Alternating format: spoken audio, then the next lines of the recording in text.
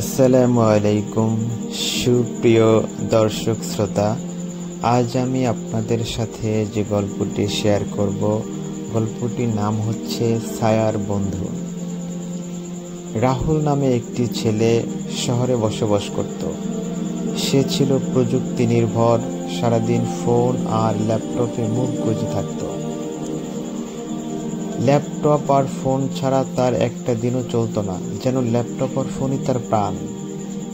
একবার স্কুল ছুটিতে সে তার দাদার গ্রামের বাড়িতে বেড়াতে গেল।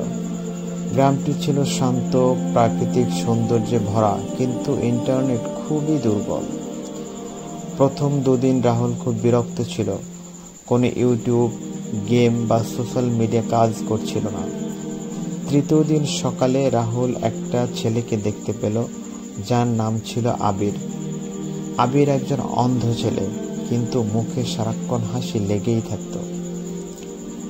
রাহুলের কৌতূহল হলো, এই ছেলে চোখে দেখে না, তবুও এত আনন্দে থাকে কিভাবে? তারপর রাহুল ছেলেটির সাথে কথা বলল এবং ধীরে ধীরে তারা বন্ধু হয়ে উঠল।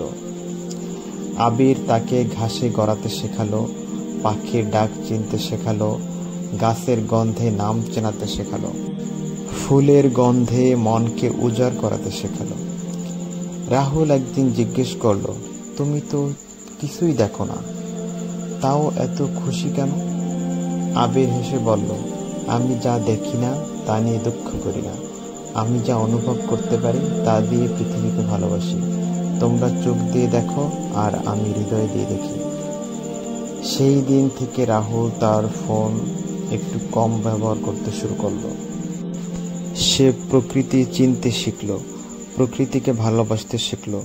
তারপরে তার জীবন আমূল পরিবর্তন হয়ে গেল। এই গল্প থেকে আমাদের শিক্ষা হচ্ছে, আমরা অনেক কিছু দেখে অনুভব করি না, আর কেউ কেউ কিছু না দেখে জীবনের গভীরতা অনুভব করতে পারে। বাস্তবিক আনন্দ চোখে নয়, মনে থাকে।